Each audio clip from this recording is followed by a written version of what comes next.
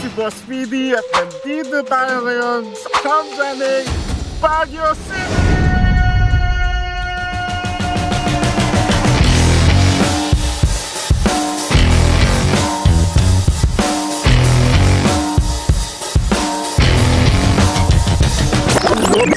Sups, pero bago nangyari yan, ito muna ang mga pinagdaanan namin. What is up mga kakulay? Another day, another adventure. As usual, nandito na naman tayo sa NLEX para sa ating unang stopover. Para magkape at kumain. Let's go!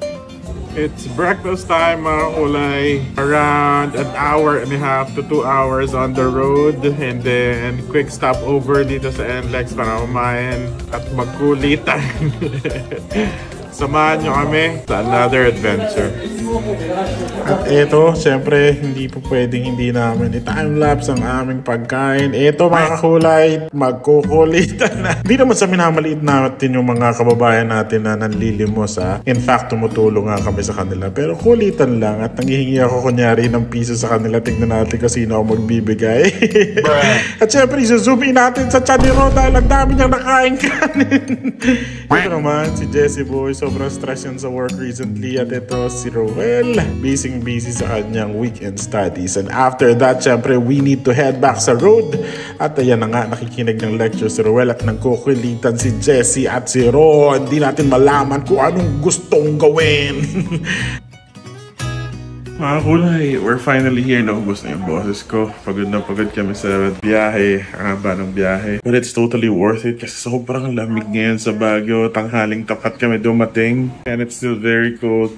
Naka-aircon. Kaya, samahan nyo kami. Tuklasin. Ang ganda ng lugar na to. This is our accommodation for the next couple of days, mga kakulay. Pero kami, as usual, ganito yung theme. Kasi meron kaming comment na nagmamobile legends. Ganun, inuman, katuan. Kitchen namin. And then, itong view na to is a must. Pag nasa Baguio ka, kailangan meron kang view, mountain view, nakita mo lahat ng nangyayari sa paligid. Amazing view, mga kakulay. And then, tara, ikutin natin ang rooms sa basement 1. So, we have our spacious bathroom. May heater, syempre sobrang lamig eh. We have bedroom. Ayun, may tago si Neo Laway. Bedroom number 1 with the view of the city. Sobrang lamig. Hindi mo kailangan mag-aircon mga kakulay. Sobrang lamig. Legit. Here's another room mga kakulay. Bunk bed with the stunning view. Ang lamig talaga. Parang naka-aircon na freezing. Legit ang lamig mga kakulay. Kailangan mga kakulay. After natin mag-check-in, tayo naman talaga ilalaway na papunta sa isa sa pinaka-popular destinations ang Camp Chanhae. Mga kulay, after a couple of hours na pahinga sa aming accommodation, nandito ngayon kami sa labas at naka-jacket kasama ang aking team, si Jessie Boy, si Ron ang may hawak ng camera at si Rowell ay talaga naman naglaboy-laboy na. Mga kulay, if hindi nyo pa alam, nandito kami sa pinakamalamig na place sa buong Pilipinas, ang Baguio City. Mga kulay, sobrang lamig. Feels like naka-aircon, 18 degrees ang lamig. Ay, 18 degrees Celsius. 18 degrees Celsius ang lamig ngayon. At kasabay niya ng napakagandang tanawin. Mapalibutan kami ng pine trees. Mga kulay, look. Hindi nyo na itatanong mga kulay. Bukod sa binansagan siyang City of Pines, ang Baguio City rin ay binansagang Christmas destination. Kasi pagka Burr months na naghahanap ang mga Filipinos, tayo mga Pinoy, naghahanap tayo ng malalamig na areas. And kapag hindi kaya ng time natin magbiyahe sa mga bansang may snow, Baguio is the place to be. Sikat na sikat din tong Baguio mga kulay sa mga ukay-ukay. Ang daming ukay-ukay left and right. right. And talaga may mga good steal, good dibs doon sa mga ukay-ukay na yun. May mga good brands. Kaya tara, explore natin ang Baguio. Let's go! What's up? Lalakad lang kami mga kakulay papunta sa Manor, pero look at the view. Ganyan yung view dito, kaganda. Ito naman sa harap natin ang Camp John Hay.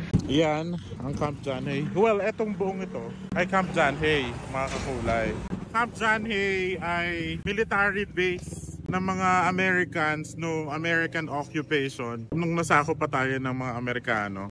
Dito nag-base ang mga Amerikano sa norte. Recreational area din nila tong The Manor. Very historical.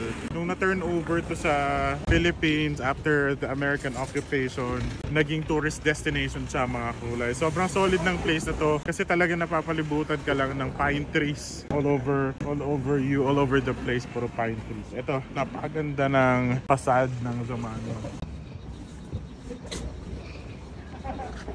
Saan ka mag-i-intro?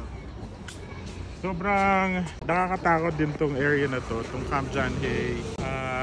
Kasi marami talagang nagpapakita, no? May mga footsteps kang maririnig randomly, bigla na lang lalamig, or random spirits lingering around. Kasi nga, part to ng occupation ng mga Americans na sinakop nila tayo. So you can imagine the rich history here.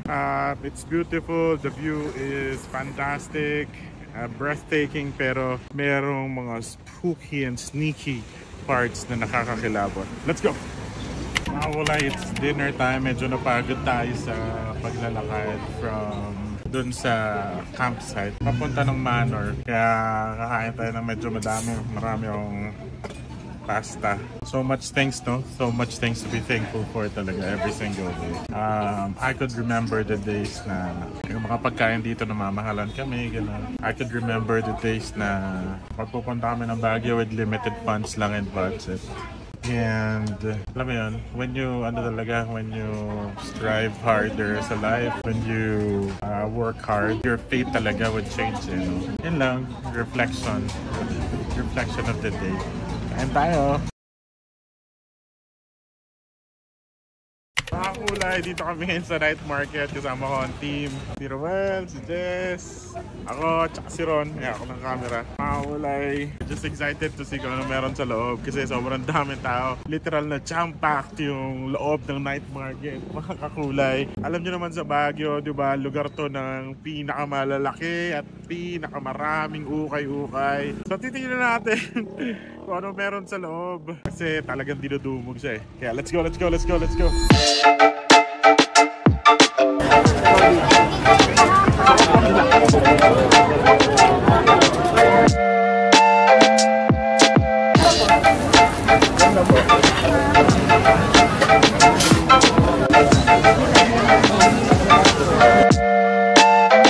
After niya, natulog na kami at pagising namin, ito na ang bumungad sa amin mga kakulay. Talaga namang foggy day for Baguio City. And hindi to yung basta fog lang na nawawala Sa sobrang lamig sa Baguio today, yung fog talaga namang ramdam mo. Talagang naninikit sa yung mga labi, naninikit sa yung mga skin. And syempre, after na maiksing travel, pumunta na kami ng SM City Baguio, ang kaisa-isang mall sa Pilipinas na hindi kailangan ng air condition. Hindi kami nakahanap ng masarap na bulaluhan, pero naisip namin pumunta na lang ng SM City Baguio kasi maraming kainan dito, and ito yung kaisa-isang SM Mall na walang aircon and mapag pa naman. So tingnan natin kung pati ba yung loob ng SM mapag. Tara, kain tayo. Mga kulay, so it's an epic fail for us. We thought na mag-food court kami para maraming Filipino choices, pero sobrang daming tao and we were not able to find a seat for us. So nandito kami ngayon sa Manam or Manam. Kahit anong pronunciation mo dyan, hindi naman magre-reklamo yan. Pero dito kami ngayon kasi nga puno sa food court. And kaya namin napili dito is because it's still Filipino and at the same time mga kulay, the view, look at the view. Okay, I'll order. Mga kulay, dito yung food. So excited na kami kumain kasi kanina po medyo kumakalab yung aming mga sikmura. We have sinigang, crispy something, beef salpicao, and marami kaming desserts dito, the donuts, and cinnamon roll. At yan, tinatapos namin yung pagkain namin. Dahil after ng pagkain na yan, matutulog na lang kami at uuwi na. Yun lang naman ang aming Baguio tour. Yun lang. Thanks. Bye! Turn a 10 piece to a 20 quick. I got money busting out the money.